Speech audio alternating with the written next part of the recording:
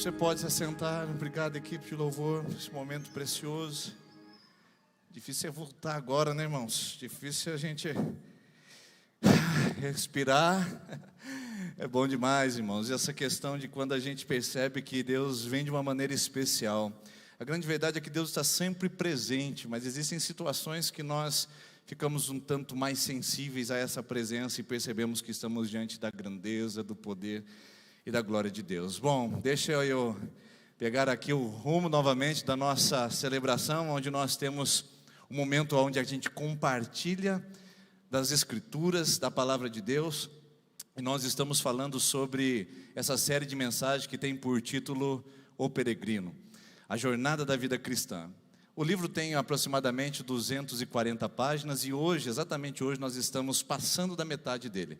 Nós estamos chegando aí na página 120, 125 do livro, e por isso eu trouxe um breve resumo aqui para a gente poder saber exatamente onde estamos nessa caminhada, nesse processo com Deus, da jornada cristã, que é registrado nesse best-seller mundial, que foi lançado em 1736 por um inglês chamado John Bunyan, um livro de mais de 350 anos, e que pega exatamente a jornada cristã e transforma de uma maneira lúdica, de uma maneira muito prática e acessível a qualquer tipo de linguagem, seja ela infantil, adulta. Nós começamos falando que o peregrino é aquele que toma consciência do seu estado de destruição e sai da cidade de destruição em busca daquele lugar chamado Monte Sião. Monte Sião nada mais é do que a figura da eternidade, do céu, ou seja, o processo do cristão entender a sua condição de pecador e também chegar ao seu processo de redenção. E nesse processo a gente passou para o primeiro lugar onde a gente pisou nessa série de mensagens, foi o pântano da desconfiança.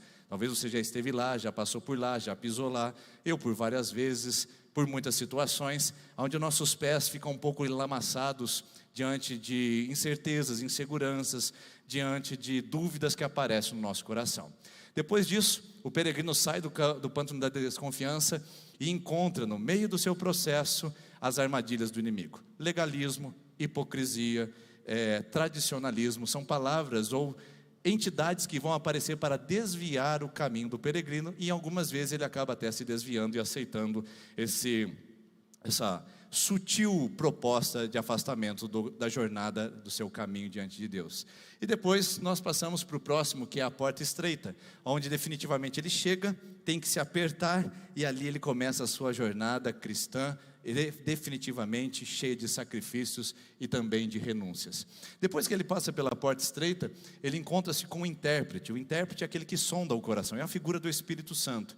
Ele sonda o que está acontecendo, ele começa a dar interpretações sobre a paciência e a paixão, dizendo que muitas vezes a paixão acaba sufocando a nossa paciência e fazendo um detalhamento da vida cristã que muitas vezes não responde corretamente ao chamado de Deus, apenas agindo por paixão e não aguardando com paciência as promessas. Depois a gente foi ao encontro com a cruz, é onde o peregrino chega diante da imagem da cruz, ele simplesmente passa por aquele lugar e o fardo que ele carregava sobre os seus ombros se desmorona, se desfaz diante dele. Ele não precisa acender vela, ele não precisa fazer despacho, ele não precisa subir escadaria, ele não precisa dar dízimo, ele apenas passa pela cruz e o fardo sai de sobre os seus ombros e chega para ele a sensação de alívio, aquela sensação refrescante de, eu encontrei alívio para esse momento. O fardo sai dos ombros e ele continua a sua jornada.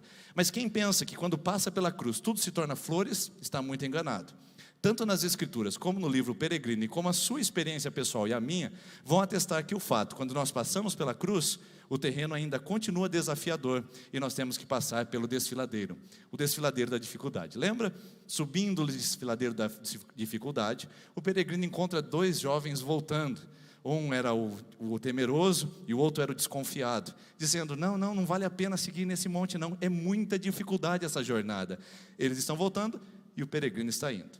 E nós temos agora a chegada, depois que o peregrino passou por todo aquele monte da dificuldade que nós falamos no último encontro, agora começa a se aplainar. Agora ele chega num vale maravilhoso, um vale onde parece que a caminhada vai ser tranquila, plana, sem grandes dificuldades, sem grandes problemas. O problema é que esse vale tem um outro nome, se chama Vale da Sombra da Morte. É onde nós estaremos hoje conversando e falando sobre a jornada cristã, que atravessa justamente durante a nossa peregrinação vales. e um desses vales pode ser chamado de Vale da Sombra da Morte. Vamos lá então?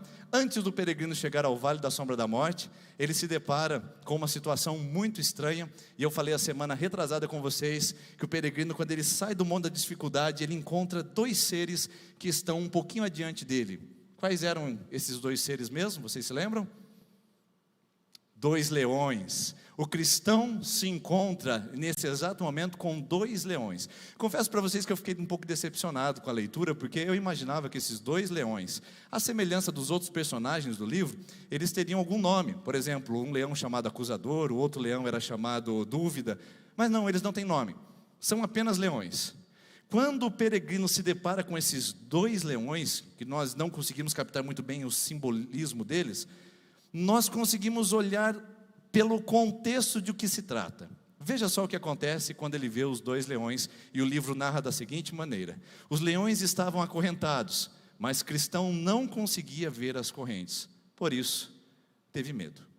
Então, se nós estamos falando de leões, nós estamos falando de seres ameaçadores. Se estamos falando de medo, estamos falando de situações de investidas contra nós, que nos trazem uma grande dose de insegurança e temor. Então, nós estamos falando do inimigo.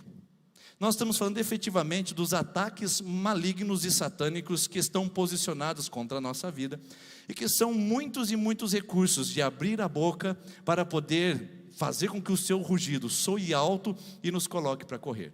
Quando o peregrino vê os dois leões, quando ele observa aquela situação, a primeira atitude dele é retroceder, diz o narrador. O peregrino teve medo e começou a voltar. Por que ele teve medo? Porque nós temos medo. Não sei se você já ouviu um rugido do leão. Eu já ouvi diversas vezes.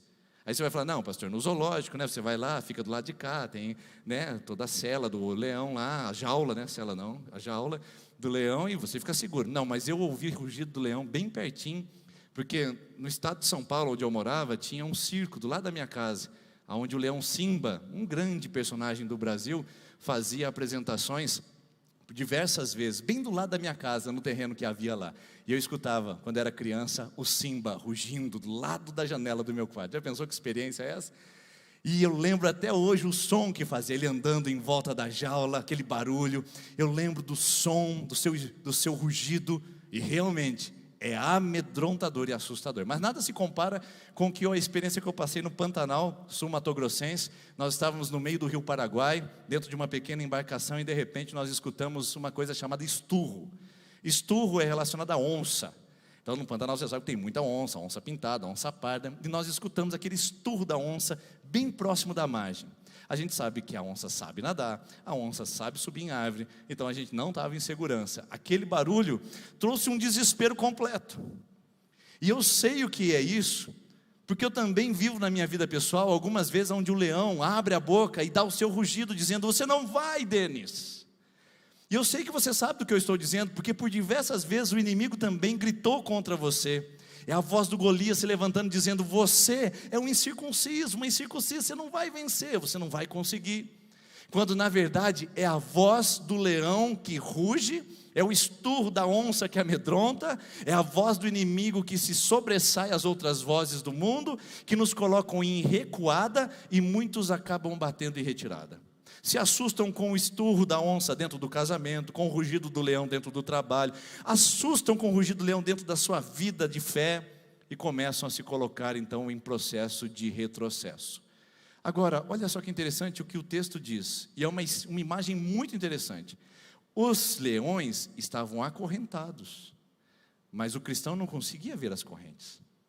Esse é o motivo por que ele tinha medo. E esse é o motivo pelo qual você e eu temos medo. Porque muitas vezes, pela nossa falta de fé, pela nossa insegurança, nós vemos o leão abrindo a boca e rugindo contra nós ferozmente. Nós vemos as ameaças e sentimos as investidas. Aquele bafo quente daquele leão dizendo: eu vou te devorar. Vem sobre nós e a gente diz: é o nosso fim. Chega bem próximo de nós, mas não nos toca. Sabe por que não nos toca? Porque eles estão acorrentados. O peregrino captura muito bem essa ideia, queridos, de que o leão, ele é assustador. O leão, ele impõe medo. Ele pode até rugir, mas ainda continua acorrentado. Ou seja, ele não pode ir além do que Deus permite ele ir. Martinho Lutero escreveu 200 anos antes desse narrador, John Bunyan. Martinho Lutero disse o seguinte: o diabo é um cão bravo na coleira de Deus. Vamos atualizar? O diabo é um leão feroz na corrente de Deus. O diabo não age por autonomia. O diabo não age contra a nossa vida ao seu bem-querer ou ao seu bel prazer. O diabo é um ser mandado. É um ser que está submisso às ordens da autoridade que está superior a ele, a autoridade divina. Irmãos, nós temos uma imagem equivocada de que Deus está em queda de braço com o diabo, como se os dois estivessem numa queda de braço constante, tentando ver quem sai vitorioso. Irmãos, o diabo pode até estar em queda de braço conosco, mas jamais com Deus, porque com Deus já o venceu na cruz do Calvário, Deus já o humilhou na ressurreição, Deus já determinou o seu fim no lago de fogo de enxofre, já tem um destino já definido para ele. Quem é o diabo diante de Deus, irmãos? Quem é o inimigo para nos colocar medo? Quem é ele para abrir a sua voz e dizer, vou te destruir, e a gente se atemorizar? Ele é um cão bravo na coleira de Deus, disse Lutero. E isso de fato está ajustado às Escrituras, ou não? Você não se lembra de Jó? Deus está sendo adorado por toda a sua hoste celestial, e de repente aparece uma entidade no meio dos anjos. É o Satanás. E Deus olha para Satanás e diz, de onde você vem? Ele fala, eu estava dando um rolê na terra aí, dando uma passeada, aproveitando. E Deus fala assim para ele, você viu meu servo Jó, nesses passeios? Homem bom, reto, íntegro, justo, que se desvia do mal. Ninguém há como ele na terra. Satanás fala, mas lógico, ele está bem. O Jó não tem problema familiar, ele tem casa para morar, é rico, é próspero, ele não tem coronavírus, ele tem balão de oxigênio em casa se a coisa ficar ruim. O Jó está cercado de bênção. O senhor não vai ver um homem ser fiel ao Senhor com tudo isso de bênção? Aí Deus fala o quê para Satanás? Pode tocá-lo, mas você só não pode tirar a vida dele. Ou seja, eu dou as ordens, Deus dizendo, sou eu que mando aqui. Portanto, irmãos, a nossa vida que está em Deus, está protegida em Deus, e Satanás é uma ameaça, o diabo, o inimigo, o leão que ruge contra você, e você pode colocar o nome que quiser, é um leão acorrentado, mas a gente precisa ter fé para ver isso. Porque o cristão nesse texto fala assim, mas por que os leões ficam aqui então? Deus poderia remover. Por que os leões têm que ficar no meio do meu caminho na minha jornada cristã? E o narrador responde para ele, aliás não é nem o narrador, é o vigilante. O vigilante, quando o cristão está recuando, encontra e fala, por que você está voltando? Ele diz, não, eu estou com medo do leão. Calma, o leão está acorrentado. E os leões foram colocados aqui para testar a fé dos que a têm e para revelar aqueles que não a têm. Rapidamente, irmãos, rapidamente.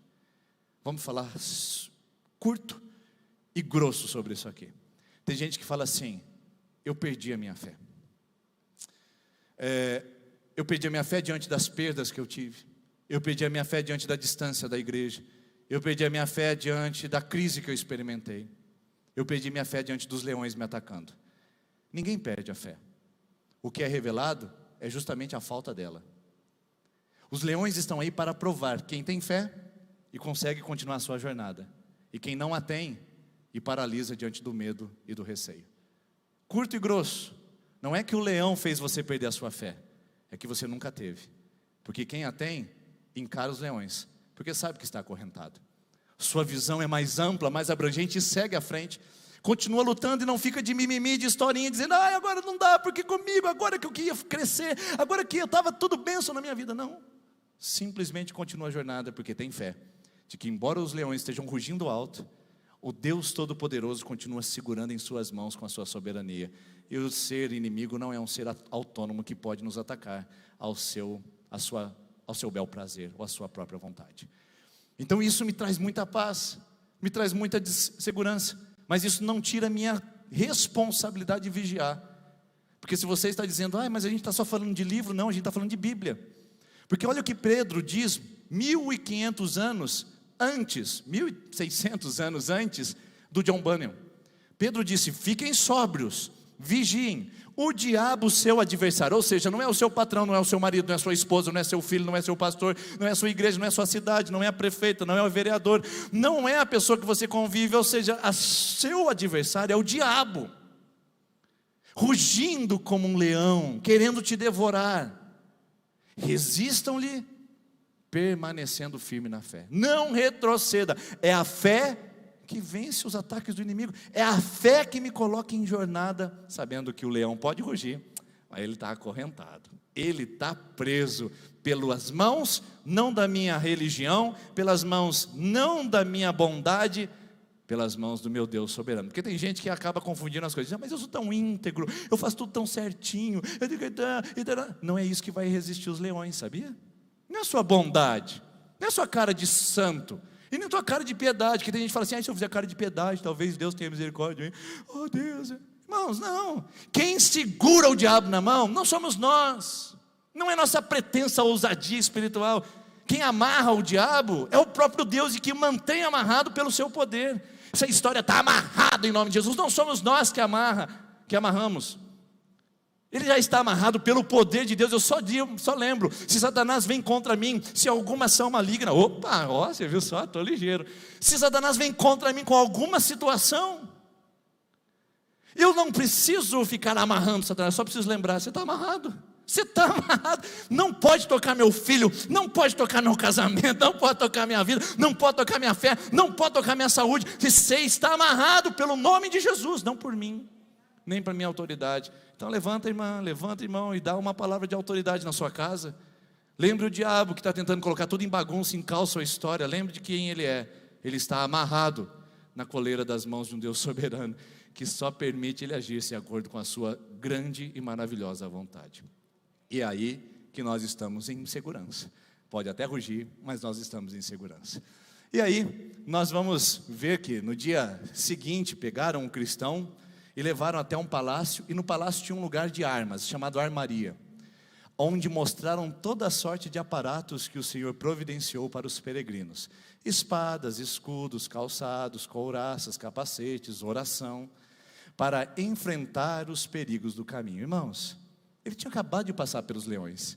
Os 2 leões boquiabertos avançaram contra ele, mas a corrente prendeu. Ele passou sã e salvo. Para que tudo isso? Ele poderia olhar para aquela sala e falar: eu não preciso de capacete, não preciso de sapato, não preciso de nada disso, eu já estou protegido pela corrente. Lembra? Vigiai e sejam sóbrios. Isso significa que a minha responsabilidade é cuidar das coisas que dizem respeito a mim. Eu preciso me vestir porque há perigos no caminho. Existem outras ameaças que não são apenas os leões. Existem outras ameaças que eu preciso defender o meu pensamento. Quando eu coloco o capacete da salvação, eu me livro dessa neurose que tem atacado a minha mente, me trazendo oscilações de humor, diante do noticiário que eu vejo na TV, diante das coisas que eu vejo na rede social, diante da conversa que eu tive com um amigo no banco. Ou seja, eu preciso proteger minha mente, eu preciso do capacete da salvação. Eu preciso proteger meu coração, que está sendo afetado por muita discórdia, muitas ofensas, muitas rebeliões, muitos ataques. Eu preciso colocar a couraça da justiça. Eu preciso guardar os meus pés, que estão pisando em pedras pontiagudas, que estão atrasando os meus passos, estão fazendo eu voltar ao meu rancor, ao meu ódio, aos meus traumas. Eu não consigo avançar porque meu pé dói. Está na hora de colocar o sapato do evangelho. Você entendeu? Embora os leões estejam amarrados, o caminho ainda continua sendo ameaçador, e eu preciso me preparar para a batalha. O caminho é perigoso. Eu não sei quem contou a história de que se você viesse na igreja e fizesse as coisas certas, se você desse o dízimo, ou se você fizesse boas ações na sociedade, você seria livre de todo problema. Eu não sei quem contou essa história, a Bíblia não nos contou. Porque hoje tem 50 passos para você ser feliz. Aliás, há 5 anos atrás tinha 50 passos para você ser feliz. Há 2 anos atrás tinha 10 passos para ser feliz. Daqui a pouco, irmãos, vai ser 1,5 passos. As pessoas querem coisas práticas, mas não existe isso. É luta, é batalha, é caminhada e é jornada. E isso está muito alinhado às Escrituras. Olha o que a Bíblia diz agora. O apóstolo Paulo, 1600 anos antes de John Bunyan, preso dentro de uma cela, olhando um soldado romano, ele fala: o cristão tem que ser igual a esse soldado. Por isso o quê? Por causa dos perigos, por causa das ameaças, por causa dos ataques e das investidas de todos os lados. Por isso, vistam-se de toda a armadura de Deus, para que possam resistir no dia mau. Quem não está vivendo um dia mau aí, hein? E permanecer inabalável. Quem não tem estado oscilante?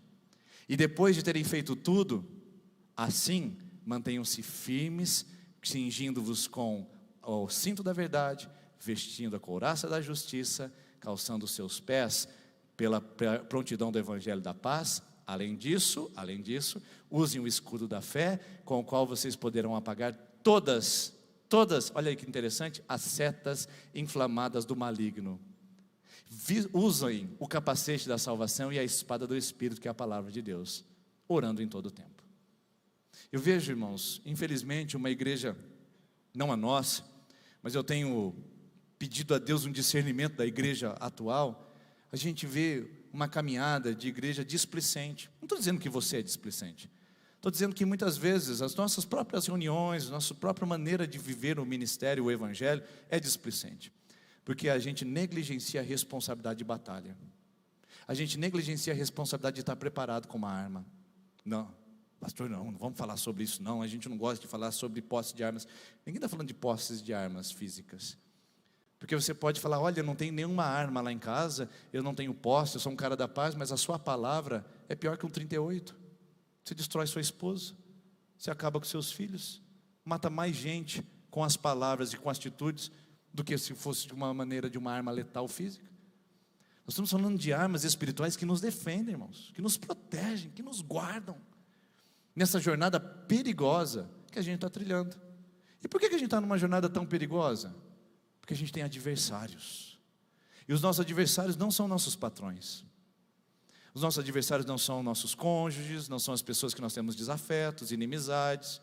Nossos adversários não são políticos, seu adversário não é o Bolsonaro, e nem é o Lula livre, seu adversário não é uma pessoa, nosso adversário, nosso inimigo é quem manipula tudo isso por detrás.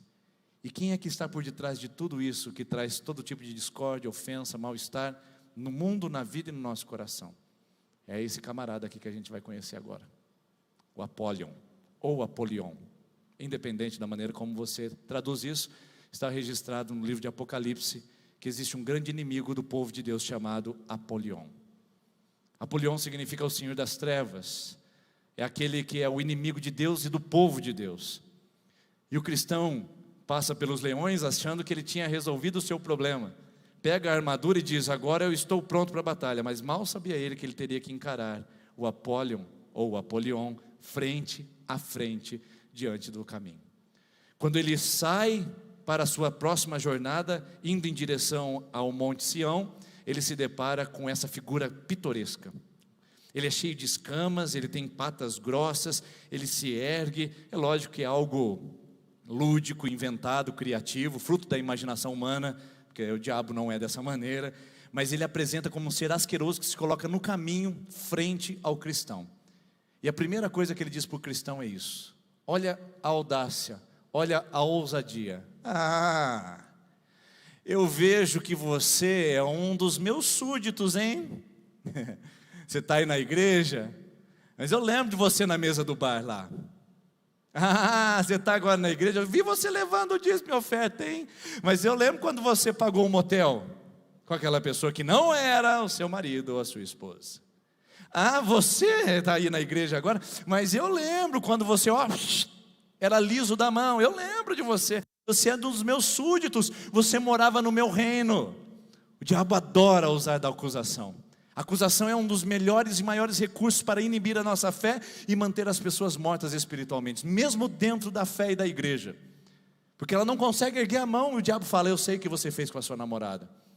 Ele vai fazer alguma coisa para Deus, você não pode, porque eu lembro do seu passado. E o Apollyon encontra o cristão e fala, bonito você nesse caminho de peregrino, quem você quer enganar? Aí ele muda o tom de voz e diz assim, eu sou o Senhor de toda aquela terra, dela eu sou o príncipe e Deus. Como você, peregrino, se atreve a fugir do seu rei? Eu sou o seu rei, eu sou o seu príncipe. É por isso que o diabo quer de volta você nas drogas, na mentira, no engano, na traição. Por isso que ele coloca os manjares diante dos seus olhos, quer manter você escravo do passado, dos traumas, da ofensa, da raiva. Por isso que ele fica lembrando você, dizendo, por que você saiu do meu reino? Volta para lá, porque eu sou o seu Senhor. O que o diabo quer, queridos, ele não quer que a gente faça uma política de conveniência com ele, ou de coalizão. Olha, diabo, eu não me preocupo com você, você não me preocupa comigo, eu não ofendo o senhor não ofende para mim. Não existe isso, queridos. Ele quer domínio total, integral da sua vida, mantendo você escravizado na cidade da destruição, que é o reino dele. E quando ele fala isso, ele fala de algo que lhe pertence de fato. Ele diz, eu sou príncipe de lá, ou não. Irmãos, nesse mundo, o diabo é príncipe. Ele age como príncipe desse mundo. Jesus disse, lá vem o príncipe desse mundo, e eu não tenho nada com ele, ele não tem nada comigo. O príncipe desse mundo, é o próprio Satanás com seu sistema de valor, seu sistema de moralidade, seu sistema de religião, seu sistema de atividade, tudo está submisso a essa proposta destruidora maligna. Quer ver? Olha só a conversa dele ali em 1 de João 5,19. João, 1600 anos antes do peregrino, disse o seguinte: sabemos que somos de Deus e que o mundo todo está sob o poder do maligno. Por isso que você não está brigando contra o seu patrão. Por isso que você não está brigando contra o sistema judicial. Por isso que você não está brigando contra o sistema político. O mundo inteiro está sob o poder do maligno. Que mundo é esse? Esse sistema que manipula e marioneta as coisas à sua vontade. Portanto, irmãos, a questão é a seguinte prática: sabemos que somos de Deus e que o mundo está no maligno.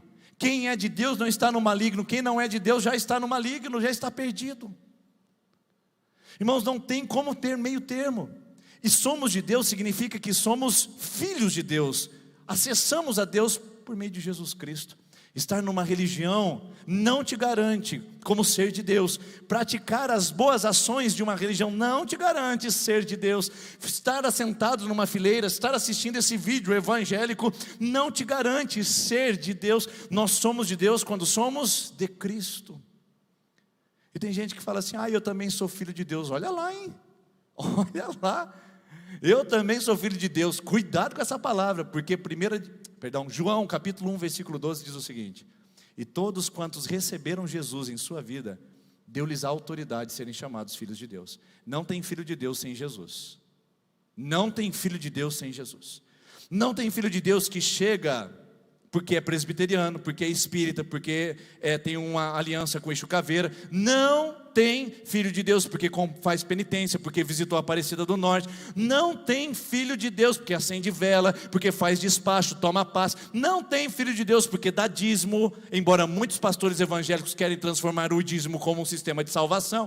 Não tem filho de Deus por práticas, irmãos. Só tem filho de Deus por rendição ao nome de Jesus. Se eu sou filho de Deus, eu tenho Jesus na minha vida. Do contrário, não há nada que me faça ser de Deus. E se eu não sou de Deus, eu sou do capiroto. Eu não sou em nome de Jesus. Mas quem não é de Deus está com o pezinho num outro lugar, que não é no reino. Mas eu estou quase. Não tem quase no reino, irmãos. Mas eu estou perto, só faltam umas coisinhas para ajustar. Esse tempo eu estava conversando com a pessoa, ela disse: não, pastor, eu estou quase no reino de Deus, faltam algumas coisas para ajustar e eu vou estar lá dentro. E eu falei: mas aonde você está agora? Não, eu estou naquele lugar, eu não sou mais o diabo não tem mais poder na minha vida, eu só preciso ajustar umas coisas, depois vou parar de beber e aí eu vou para a igreja. Não, irmãos, não funciona assim. Somos de Deus e o mundo está no maligno. Essa bifurcação não tem ajuste senão pela nossa decisão de ir para um lado ou para o outro. Aí o Apóllo usa do melhor argumento que ele usa. Olha lá: eu tenho uma proposta para te fazer. O Apóllo fala assim: não fica no caminho de Deus, não, eu vou ajustar um negócio para você. O diabo adora fazer propostas, adora fazer ajustes. O desejo do inimigo é colocar propostas onde há propósitos. Se você tem um propósito na sua vida, se prepara, porque as propostas do maligno serão imensas, para você deixar seu casamento, para você deixar a sua vida, para você comprometer a sua integridade, para você abandonar a fé, para você viver uma vida fria. Serão diversas propostas do diabo para tirar você do propósito divino. E aí a segunda parte, a gente já falou bastante: eu sei de tudo que você fez quando você morava na cidade da destruição. Eu sei que você não é todo esse santinho com a cara de piedade. Lembra? Piedade, piedade de nós, oh Deus. Aquela cara de piedade na fila da Eucaristia, aquela cara de piedade na fila da Santa Ceia, oh Deus, né? O diabo olha e fala assim: rapaz, eu sei que não é desse jeito. Mas quem disse que precisa ser com expressão? Quem disse que precisa ser com teatro, com dramatização? Eu não sou de Deus porque eu mostro isso teatralizando. Eu sou de Deus porque eu pertenço a Jesus Cristo. E sabe o que o cristão faz nessa hora? Ele pega a espada, diz o texto, pega a espada e coloca cravando no Apólion e fala para o Apólion: eu te rejeito pelo poder do nome de Jesus. E então o Apólion se afasta dele. Que espada é essa, queridos? Que espada é essa que ele usou? Já sei, pastor, é a espada do Thundercats. O pessoal mais antigo aí sabe. Thundercats, uou! E aí ela cresce e ela consegue. Não, é a espada do Jedi, né? Não, é a espada ninja. Irmãos, tem gente que fala assim: não, que a espada que usa para vencer o diabo, eu quero essa agora, pastor. Como é que faz? Eu passo no corredor do sal e o diabo se afasta de mim? Como é que eu faço, pastor? Eu pego uma rosa ungida, passo na minha cabeça. Pastor, não, faz o seguinte, pastor, vem aqui e me unge com óleo, porque se eu for ungida com óleo, aí o inimigo vai se afastar de mim. Irmãos, isso é mentira gospel, isso é mandinga evangélica. Irmãos, nós não resistimos ao diabo por simpatia, colocando folhinha de arruda atrás da orelha, colocando o terço no retrovisor do carro, amarrando a fitinha do Senhor do Bonfim no escapamento do carro. Não é com pé de coelho atrás da porta, não é consultando o horóscopo. Irmãos, nós vencemos o diabo pela palavra de Deus. Porque se você não prestou atenção na leitura que a gente acabou de fazer, eu faço questão de relembrar agora. Efésios 6:17. E a espada do Espírito, que é a palavra de Deus. Irmãos, qual é a maneira de vencer o inimigo? Qual é a maneira de resistir aos ataques satânicos? Qual é a maneira de ser um crente protegido pela graça de Deus? É usar a palavra, irmãos. É usar a palavra de Deus. E crente analfabeto não pode ser chamado de crente. Analfabeto de Bíblia, porque pode muito bem ler, mas se não ler a Bíblia, qual é a sua vantagem? Mark Twain é um escritor norte-americano. Ele diz o seguinte: quem sabe ler e não lê, não tem vantagem nenhuma sobre quem não sabe ler. Você sabe ler, é alfabetizado, mas não lê, qual é a sua vantagem sobre quem não sabe ler? E o mesmo eu digo para a Bíblia. Saber ler e não ler a palavra, irmãos, a gente torna a gente presa fácil de Satanás. Porque eu vou querer vencer ele de acordo com o que o pastor Denis pregou na igreja. Irmão, vai passar vergonha. Não, eu li que como é que é o nome do camarada lá? O Tiago Brunet. O Tiago Brunet disse que... Não, Tiago Brunet, você vai passar vergonha com o diabo também. Não, porque essa semana... Irmãos, eu resisto o diabo pelo poder da palavra de Deus. Ou a palavra entra em mim, faz parte de mim, ou eu sou presa fácil e estou numa condição tremenda de vulnerabilidade. O cristão vence Apólion pela espada. O cristão vence o diabo pela palavra. É a palavra de Deus. Ou você não lembra de Jesus? Mateus capítulo 4, ele é tentado 3 vezes, e as 3 vezes ele responde com o quê? Ele responde com um poema do Olavo Bilac. No outro ele responde com uma palavra da monja Cohen. E a outra ele responde com uma palavra, sei lá, de um coach aí. Irmãos, Jesus responde: está escrito que não só de pão viverá o homem. Depois ele responde: está escrito, não tentarás o Senhor seu Deus. E por fim, está escrito que só a Deus servirás e só a Ele prestará culto. Se o Filho de Deus, a palavra viva, usou a palavra para se defender do diabo, o que a gente está fazendo com o malabarismo evangélico, tentando manter ele à distância e fazer política de coalizão com ele, irmãos? É a palavra que vai manter o diabo longe e correndo da minha vida e da minha família. Aí, pastor, ora pelo meu casamento. Eu oro, irmãos. Eu não tenho nenhum problema de orar pelas pessoas. Mas se você não levantar a espada do Espírito na sua casa, a oração do pastor Denis não vai funcionar. E aí, finalizamos. É onde o cristão vence o Apólion com a palavra, levanta, e quando ele levanta vitorioso, essa é a dinâmica da vida cristã, né? A gente levanta e fala: agora vai. Vai para onde? Vai para o abate, vai para o matadouro, vai para o vale da sombra da morte. Irmãos, eu queria que não estivesse registrado no livro e na Bíblia o que eu vou mostrar para vocês agora, mas está. E se está, a gente precisa aprender a lidar com isso. O narrador diz o seguinte, que quando o cristão avança pelo caminho do vale da sombra da morte, ele fala assim, o vale da sombra da morte, pois o caminho rumo à cidade celestial também passava por ali. Preste atenção naquela palavrinha ali, também passava por ali. Eu queria que não tivesse isso no livro. Que para ir para a cidade celestial, lá naquele lugar, eu preciso passar pelo vale da sombra da morte. Podia ser pelo vale das flores floridas. Podia ser pelo vale dos lugares aprazíveis.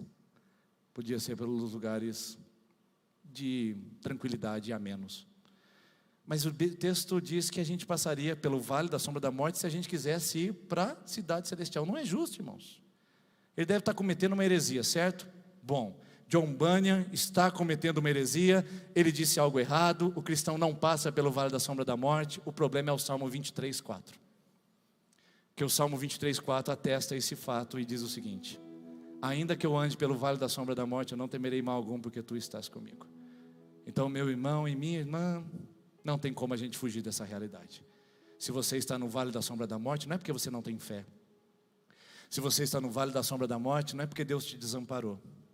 Se você está no vale da sombra da morte, não é porque você é um ímpio ou incircunciso. Se você está no vale da sombra da morte, é porque você é gente. E gente sofre, chora, perde, lamenta. Gente perde, fracassa. Gente passa pelo vale da sombra da morte. E quando a gente passa por lá, tudo é tão escuro, que parece que não tem mais nada, não é verdade? E no livro o cristão vai andando por um lugar tão estreito, que de um lado ele tinha a ofensa de Apólion e seus demônios, e de outro lado ele tinha a confusão e a desconfiança gritando com ele. Ele só tinha um caminho para andar, bem estreito. E no meio da escuridão, e sabe o que ele encontra lá? Ele encontra uma voz que o guia. Porque essa é a palavra do Salmo 23:4. Ainda que você passe por lá, eu vou estar com você. Às vezes a gente não percebe, às vezes a gente não nota, mas Ele está. E quando a gente passa pelo vale da sombra da morte, a gente dá uma olhadinha para trás e fala: obrigado, Senhor, porque o Senhor me livrou, o Senhor me protegeu. Olha os riscos, olha o acidente, olha a perda, olha o sofrimento. Senhor, o Senhor me livrou de tudo isso. Obrigado, porque eu passei pelo vale e o Senhor esteve comigo. A melhor promessa que você tem no seu coração não é que você será livre do vale, mas que apesar do vale, Ele estará com você. Eu amo a palavra de Deus, porque ela não é o que nós queremos que ela seja, ela é o que nós precisamos que ela seja. Verdade para direcionar os nossos passos. Vamos ficar em pé, irmãos, porque a semana que vem a gente vai chegar num outro lugar, hein? Semana que vem a gente vai para a feira da vaidade. Depois que o cristão passa pelo vale da sombra da morte, ele chega à feira da vaidade. O que será que é isso?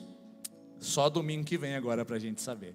Enquanto a equipe Louvor vem aqui à frente para cantar essa linda canção para a gente terminar a nossa celebração dessa noite, eu quero agradecer a sua presença, a sua participação conosco, você que assistiu pela internet.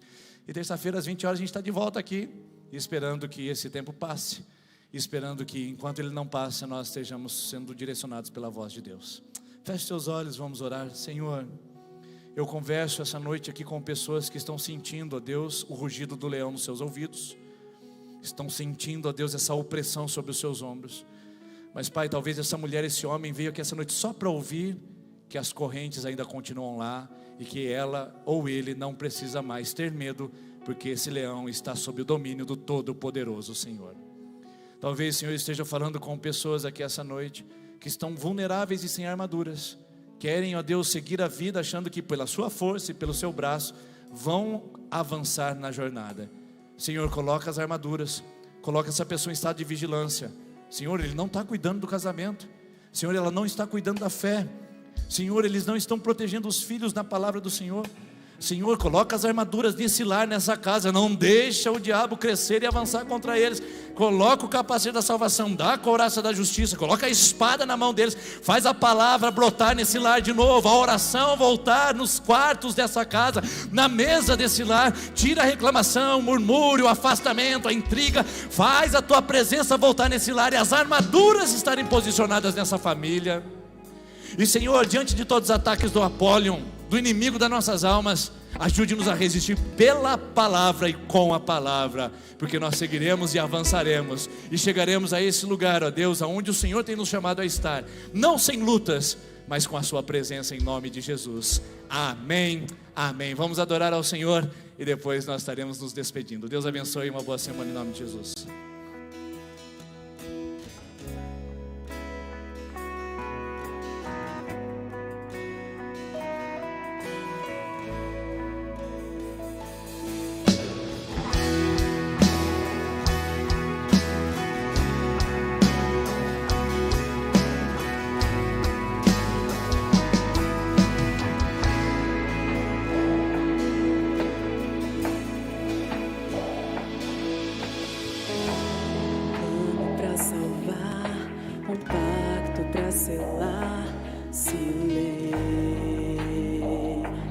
do céu. Resgate, salvação, encheu seu coração, ele nem hesitou.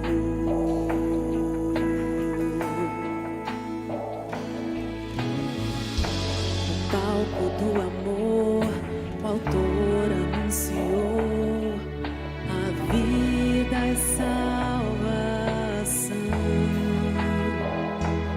Tudo que ele fez foi obedecer o plano que Deus escreveu.